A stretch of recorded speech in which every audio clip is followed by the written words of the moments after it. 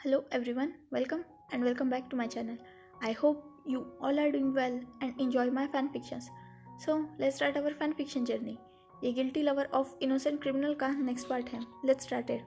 सॉन्गलैंग फिर एक बार वांगजी पर बहुत ज़्यादा गुस्सा हो चुका था क्योंकि वांगजी को विंग के इमोशंस की अभी भी फिक्र है ऐसा लग नहीं रहा था.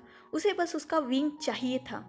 पर विंग ने ये सब कुछ क्यों किया ये बात वांगजी समझ ही नहीं पा रहा था. वांगजी बस विंग को अपने पास चाहता था एक जिद की तरह. पर सॉन्गलैंग ऐसा नहीं चाहता था. वो चाहता था कि वांगजी समझे कि विंग उससे प्यार करता है और वांगजी को भी उससे प्यार ही करना चाहिए, ना कि किसी जिद या ऑब्सेशन में आके फिर से विंग को दर्द देना चाहिए. इसलिए सॉन्गलैंग अपने दांत पीसते हुए कहता है, तुम्हें क्या लगता है तुमने उस मेंशन में सहा? तुमसे ज़्यादा तो विंग ने सहा है. अगर स्टार्टिंग में विंग ने तुम्हें ड्रग दिया तो वही ड्रग उसने खुद पे भी अप्लाई किया था. उसने खुद उस ड्रग को लिया था और उसने भी वो सारी तकलीफ सही थी. अगर उसने तुम्हें उस वाइट रूम में पूरी तरीके से कैद किया तो वो खुद भी अपने रूम में कितने देर तक खुद कैद रहा था. अगर तुमने खाना नहीं खाया तो उसने भी खाना नहीं खाया. अगर तुम नहीं सोए तो वो भी नहीं सोया. अगर तुम बेचैन थे तो तुम्हें क्या लगता है वो यहाँ इंजॉय कर रहा था? तुम कैद थे तो वो भी कैद ही था. उसने तुम्हें अपनी मौत से तड़पाने की कोशिश की पर वो खुद उसके बाद कितना तड़पा था ये बात तुम सोच भी नहीं सकते. उसने जब देखा कि तुम उसके लिए रो रहे हो तब वो खुद कितना रोया था ये तुम जानते भी नहीं हो. उसने जब तुम्हें वो ड्रग दिया तो तुम चीखे चिल्लाए पर उसी रूम के बाहर बैठकर वो कितनी देर तक रोता रहा ये तुम नहीं जानते. उसने तुम पर बस 2 ही वार किए ना हंटर के. शायद तुम नहीं जानते कि उसने उसके बाद बाहर आकर खुद पे 4 वार लिए थे. उसने तुम पर हाथ उठाया तो उसने खुद के हाथ का क्या हाल किया ये मैं जानता हूँ. उसने तुम्हें उन जंजीरों में कैद किया लेकिन उन जंजीरों में कैद होकर जो दर्द होता है इसका अंदाज़ा उसे था, जिस वजह से उसे तुम्हारी उस हालत से इतना ज़्यादा इफ़ेक्ट होता था कि वो खुद तड़पता था. उसने तुम्हें 1 मिनट के लिए भी अकेला नहीं छोड़ा. उस मेंशन में भी हर वक्त वो तुम्हारे साथ था. भले ही तुम्हारे सामने नहीं था पर तुम्हारे साथ था. तब ये सब सुन के वांगजी के चेहरे पर एक छोटी सी स्माइल आ जाती है जो सॉन्गलैंग देख सकता था. सॉन्गलैंग को और भी ज़्यादा गुस्सा आ रहा था क्योंकि वांगजी को ये सब मजाक लग रहा था ऐसा सॉन्गलैंग को लग रहा था, जिस वजह से उसे वांगजी पर गुस्सा आ रहा था. सॉन्गलैंग अब बहुत ज़्यादा ही गुस्सा हो चुका था. वो लगभग चिल्लाते हुए कहता है, तुम्हें क्या लगता है अगर वो नहीं चाहता तो तुम उस मेंशन से बाहर निकल पाते? उसने तुम्हें उस मेंशन से आज़ाद करने के लिए वेन्निंग को भेजा. उसने हम सबको बताया कि तुम उसकी असलियत जान चुके हो और इसीलिए वो तुम्हें आज़ाद करना चाहता है. उसने वेन्निंग को वहाँ भेजा ताकि वो तुम्हें फेस ना करना चाहता था. सॉरी, वो तुम्हें फेस नहीं करना चाहता था. इस वजह से वेन्निंग ने तुम्हें आज़ाद किया और तुम्हें यहाँ लाया. और ये मेरा फैसला था तुम्हें यहाँ लाने का ताकि तुम्हें भी सच्चाई पता चल सके. वांगजी, उसकी ज़िंदगी कभी भी इतनी आसान नहीं थी. उसने अपने अपनों के लिए सब कुछ किया बचपन से, पर उसके बदले में उसे हमेशा दुख मिला, दर्द मिला, तकलीफ मिली. उसने सच्चा प्यार किया था तुमसे और तुमने भी बदले में उसे सिर्फ दर्द दिया. पर वो सच में एक प्योर सोल है. इतना दर्द सहने के बाद भी जब बारी तुम्हारी आई दर्द सहने की तो वो तुम्हें हाथ तक लगाने से पहले 100 बार सोचने लगा.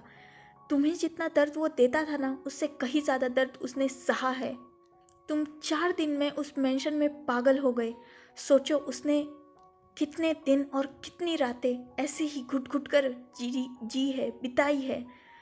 क्या तुमने कभी सोचा है उसके बारे में? उसके दिल पर क्या बीती है कभी सोचा है तुमने? उस जेल में भी सुशे ने एक भी चांस नहीं छोड़ा विंग की लाइफ को हेल्प करने के लिए. उस जेल में सुशे ने उसे कितना अब्यूज़ किया, कितना परेशान किया ये बस वो जानता है. मेंटली टॉर्चर किया, फिजिकली टॉर्चर किया उसे. कितनी बार जेल के क्रिमिनल्स ने विंग को पीटा है. तुम जानते हो ये बात? नहीं जानते होगे. मैं जानता हूँ, मैंने देखी थी उसकी हालत। 2 बार वो मौत तक आ चुका था और मैंने उसे बचाया था। कभी कभी मुझे खुद पर बहुत गुस्सा आता है कि मैंने उसे ढूंढने में बहुत बहुत देर कर दी। अगर काश मैं पहले से ही उसके पास होता तो उसकी लाइफ में ये सब कुछ होने ही नहीं देता। पर अब जब मैं उसके पास हूँ, उसकी ज़िंदगी में हूँ, तो मैं चाहता हूँ कि वो हर खुशी जो डिज़र्व करता है उसे मिले। और इसके लिए मैं तुम्हें रिक्वेस्ट करता हूँ कि तुम उसकी ज़िंदगी से दूर चले जाओ, क्योंकि वो खुद ये नहीं कर सकता। 2 साल वो दुनिया से छुप के रहा, पर उस वक्त भी उसकी हालत सिर्फ मैंने देखी है। तुम्हारे लिए वो बहुत रोया है, बहुत चिल्लाया है, बहुत चीखा है, बहुत तड़पा है वो तुम्हारे लिए। अब प्लीज़ उसकी ज़िंदगी से दूर चले जाओ, क्योंकि जब तक तुम उसकी ज़िंदगी में रहोगे वो अपने पास्ट से कभी भी मूव ऑन नहीं कर सकेगा। मानता हूँ कि वो तुमसे ज़्यादा प्यार भी किसी से नहीं कर सकता, पर अब उस प्यार की उसे ज़रूरत भी नहीं है मेरे ख्याल से। जानते हो, मैंने बहुत कोशिश की उसकी लाइफ में दूसरे लोगों को लाने की। उसे बहुत लड़कियों से मिलाया, लड़कों से मिलाया, लेकिन उसने हमेशा सबको रिजेक्ट किया, क्योंकि आज भी कहीं ना कहीं उसके दिल में तुम हो, ये बात वो एक्सेप्ट करता है। उसने मेरे सामने कितनी बार कहा है कि वो तुम्हारी जगह इस दुनिया में किसी को नहीं दे सकता अपने दिल में, पर वो जगह तुम डिज़र्व नहीं करते हो। इसीलिए प्लीज़ उसकी ज़िंदगी से दूर चले जाओ। तब वांग जी एक कदम आगे आता है और वो सोंगलैंग के सामने खड़ा होकर सोंगलैंग से कहता है, अगर आप जानते हैं कि उसकी ज़िंदगी में मेरी जगह कोई नहीं ले सकता, तो क्यों मुझे उसकी ज़िंदगी से दूर करना चाहते हैं? बस एक बार मुझे बता दे कि मेरा विंग कहाँ है। उसके बाद मैं आपसे वादा करता हूँ कि अगर उसकी आंखों में एक आंसू भी आया ना, तो मैं खुद आपके पास आऊँगा और तब आप मेरी जान भी ले सकते हैं। पर मैं खुद उससे बहुत ज़्यादा प्यार करने लगा हूँ। आपको लगता है कि ये सब मेरा ज़िद है, मेरा ऑब्सेशन है, पर ऐसा नहीं है। ये मेरा प्यार है, बस प्यार है। मैंने उस दिन भी उसे फोर्स किया, क्योंकि मैं उसे किसी और के साथ नहीं देखना चाहता था। मैं मेरे विंग को बस मेरा बनाना चाहता हूँ, उसके साथ एक हैप्पी लाइफ जीना चाहता हूँ। खासकर तब कि जब मैं जानता हूँ कि उसके दिल में मेरी वो जगह कोई नहीं ले सकता। मुझे रिप्लेस अगर कोई कर ही नहीं सकता, तो मुझे ही उस जगह पे रहने दीजिए ना। प्लीज़ मुझे मेरा विंग का पता दे दीजिए। तब सोंगलैंग वांग जी की तरफ देखता है। उसकी आंखों में सच में ऑनेस्टी सोंगलैंग देख सकता था। सोंगलैंग अपने मोबाइल की स्क्रीन को ऑन करता है और वांग जी के सामने रख देता है। उस मोबाइल में विंग का एक मैसेज था, जिसमें क्लियरली ये मेंशन किया गया था कि वांग जी उसे पहचान चुका है, जिस वजह से वो वहाँ से जा रहा है, और वैनिंग को भेज दे ताकि वो वांग जी को आज़ाद कर दे।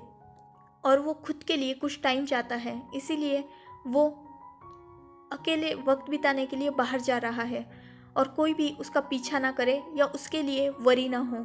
उस मेंशन में एक्चुअली वांग जी को जो लेने गया था वो वेनिंग था, जिसे विंग ने मैसेज किया था वांग जी को आज़ाद करने के लिए। वांग जी जैसे ही ये मैसेज पढ़ता है, वो सोंगलैंग की तरफ देखता है।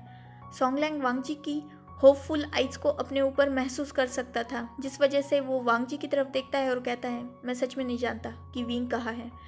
मैं खुद उसके लिए परेशान हूँ, पर मैं ये भी समझ सकता हूँ कि उसे अकेले के लिए वक्त चाहिए, जिस वजह से मैं उसे नहीं ढूंढने वाला। वो खुद जब आना चाहे वो आ जाएगा। तब वांग जी जस्ट अपना हेड नोट करता है और लैन सिचैन के पास जाता है और उनसे कार की कीज मांगता है, क्योंकि एज ऑब्वियस वांग जी के पास खुद तो कुछ था नहीं, उसने तो ढंग के कपड़े भी नहीं पहने थे। लैन सिचैन वांग जी की तरफ देखता है। इस वक्त सबको ही वांग जी की आंखों में ऑनेस्टी नजर आ रही थी। लैन सिचैन वांग जी के कंधे पे हाथ रखते हैं और कहते हैं, क्या तुम सच में उसे डिजर्व करते हो? ये बात ध्यान से सोचो, और अगर तुम्हें इसका जवाब हाँ मिले तो ही उसे ढूंढने जाना, वरना सच में उससे दूर हो जाओ, क्योंकि मैंने खुद ने उसकी हालत देखी है। ज़्यादा नहीं, पर सिर्फ 2 दिन देखी है। उसने होश में आने के बाद जो अपनी हालत बना ली थी ना, उसे देखकर मुझे खुद को बहुत बुरा लगा था और तुम पे गुस्सा आया था, जिस वजह से मैंने उसे अलाउ किया तुम्हारे साथ ये सब कुछ करने के लिए, क्योंकि तुम भी एक लेसन तो डिज़र्व करते थे। बट अब जब मैं तुम्हारी आंखों में भी उसके लिए ऑनेस्टी देख सकता हूँ, तो फिर एक बार मैं तुम्हें ये कहना चाहता हूँ कि उसके और अपने रिश्ते के बारे में सोचो। अगर तुम फिर ये सब सिर्फ नफ़रत के अपने ऑब्सेशन जिद के चलते कर रहे हो, तो ये सब बंद कर दो, क्योंकि इससे ऑलरेडी ज़िंदगियाँ बर्बाद हो चुकी हैं, विंग की भी और तुम्हारी खुद की भी। तुमने खुद भी अपना 2 साल तक जो हाल बना के रखा था, मैंने उसे देखा था। अगर तुम ऑनेस्टली उससे प्यार करते हो तो ही उसके पास जाओ, वरना उसे जाने दो और खुद भी मूव ऑन कर लो अपनी ज़िंदगी में। तब वांगजी सिचान की तरफ देखता है और एक नॉर्मल बट पेनफुल स्माइल के साथ कहता है, भाई बिलीव कीजिए मेरा, इस बार मैं कोई धोखा नहीं कर रहा हूँ, कोई खेल नहीं खेल रहा हूँ। मैं सच में विंग से प्यार करता हूँ और उसे अपने पास चाहता हूँ। मैं वादा करता हूँ कि मैं उसे इस बार हर्ट नहीं करूँगा। प्लीज़ एक बार मुझ पे यकीन कीजिए, अपने भाई पर यकीन कीजिए भाई। इतना बोलकर वो लैन सिचान के सामने खड़ा हो मतलब अपना हेड डाउन कर लेता है। लैन सिचान जस्ट वांगजी को एक टाइट हग करते हैं, क्योंकि इस वक्त लैन सिचान को लग रहा था कि इसी को वांगजी की ज़रूरत है, और ये बात सच भी थी। वांगजी भी लैन सिचान को टाइटली हग करता है और अपने आँखों में अब तक जो आंसू उसने होल्ड करके रखे थे उन्हें अपने आँखों से बहने देता है। थोड़ी देर वो ऐसे ही एक प्यारा सा हग शेयर करते हैं और लैन सिचान वांगजी से दूर होते हैं। उसके आँखों में से आंसू पोंछते हैं और कहते हैं, जाओ और जो तुम चाहते हो इस बार वो करो, बस ऑनेस्टी से करो, कोई भी खेल मत खेलना इस बार, क्योंकि अगर एक बार फिर तुमने हम सब का यकीन तोड़ दिया तो बिलीव मी, आगे से कोई भी तुम पर यकीन नहीं करेगा। तब वांगजी जस्ट अपना हेड नोट करता है और लैन सिचान उसे कार की चाबी दे देते हैं, और वांगजी वहाँ से जाने के लिए पलटा ही था कि उसे अपने कानों में एक हार्श वॉइस सुनाई देती है। वो वॉइस किसी और की नहीं, जियांग चैंग की थी। वो वांगजी के पास आता है और उसे सामने खड़ा होकर उसकी आंखों में बहुत गुस्से से घूरते हुए देखता है और कहता है, तुम सच में अगर उससे इस बात प्यार करते होंगे तो ही उसके पास जाना, वरना प्लीज़ उसका दिल मत तोड़ना, वो बहुत मासूम है। तब वांगजी फर्स्ट टाइम अपनी लाइफ में जियांग चैंग का हाथ पकड़ता है और उसे बहुत सिक्योरली होल्ड करते हुए कहता है, believe me brother in law, इस बार मैं कोई भी गलती नहीं करूँगा और आपके भाई का बहुत अच्छी तरीके से ध्यान रखूँगा, ये मैं आपसे वादा करता हूँ। जियांग चैंग वांगजी के ऐसे एक्शंस से थोड़ा शॉक तो था, पर फिर भी उसे भी वांगजी की आंखों में ऑनेस्टी और प्यार नज़र आ रहा था, तो वो भी जस्ट नोट करता है। वांगजी तुरंत पलट जाता है और मेंशन के बाहर निकल जाता है और वो विंग की तलाश में निकल जाता है। वांगजी अपनी कार बहुत ज़्यादा फास्टली ड्राइव कर रहा था। उसका रास्ता और मंजिल दोनों भी बहुत क्लियर थी, जैसे वांगजी ऑलरेडी जानता हो कि विंग कहाँ होगा, और वो उसी तरफ जा भी रहा था। कार की फुल स्पीड थी और इस वक्त वांगजी के दिल में बहुत ज़्यादा ही इमोशंस चल रहे थे। उसे फाइनली उसका विंग मिलने वाला है और इस बार वो कोई गलती नहीं करेगा, अपने विंग को अपनी सारी फीलिंग्स ऑनेस्टली बताएगा और उसके बाद भी जो भी फैसला होगा वो विंग का होगा। इस बार वांगजी विंग को फोर्स नहीं करेगा, ना ही खुद को उसके ऊपर थोपेगा, ना खुद उसे मजबूर करेगा कि वो उसके पास आए। इस बार वांगजी ऑनेस्टली विंग के आंसर का और उसके सारे डिसीजंस की भी रिस्पेक्ट करेगा। यही सोचते हुए वांगजी अपनी कार को ड्राइव कर रहा था फुल स्पीड में। करीबन 2 घंटे की लॉन्ग ड्राइव के बाद वांगजी फाइनली उस जगह पर आ चुका था जहां विंग मौजूद था। वांगजी का सोचना बिल्कुल सही था, विंग वही बैठा हुआ था। वांगजी उसका फेस तो देख नहीं पा रहा था, लेकिन बैक से ही वो समझ चुका था कि ये उसी का विंग है। उसके चेहरे पर एक बड़ी सी स्माइल थी और दिल में 1000 इमोशन थे, आँखों में बहुत सारा प्यार था, और इन्हीं सब इमोशंस के चलते वांगजी को जैसे ही विंग दिखा वो टोटली एक्सट्रीम हैप्पी हो चुका था। वो भागते हुए विंग की तरफ बढ़ रहा था। विंग अपने ख्यालों में बहुत ज़्यादा खोया हुआ था, जिस वजह से उसे महसूस ही नहीं होता कि कोई उसके पास भी आ रहा है। वांग जी उसके पीछे खड़ा हो चुका था। विंग नीचे बैठा हुआ था और वांग जी उसके एग्जैक्ट पीछे खड़ा था। वांग जी देख सकता था कि विंग के हाथ में अभी भी वही चीज़ है और विंग उसे ही देख रहा था। सो इनफ फॉर टुडे। अगर आपको पता हो कि कैसे वांग जी ने विंग को पहचाना और विंग के हाथ में क्या चीज़ है और विंग कहाँ है, तो मुझे कमेंट्स में ज़रूर बताना। एक्चुअली आपके कमेंट्स की काउंटिंग पता नहीं क्यों धीरे धीरे कम हो रही है, जिसका मुझे बहुत बुरा लग रहा है। तो अब अपने कमेंट्स को और अपने थॉट्स को मेरे साथ शेयर ज़रूर करना इस स्टोरी के बारे में। और अब ये स्टोरी बहुत जल्द ख़त्म होने वाली है। शायद सिर्फ एक या ज़्यादा से ज़्यादा 2 एपिसोड बनने वाले हैं, जो बहुत जल्द ही अपलोड भी हो जाएंगे। एंडिंग के बारे में भी मुझे बताना। मैंने हैप्पी एंडिंग, सैड एंडिंग और जो मैं चाहती हूँ ऐसी 3 एंडिंग सोच के रखी है इस एफएफ के लिए। सो बहुत सारे की रिक्वायरमेंट तो हैप्पी एंडिंग की ही है, बट फिर भी मुझे कमेंट्स थ्रू ज़रूर बताना कि आप खुद क्या चाहते हो। Stay tuned, good bye, take care, enjoy your beautiful life.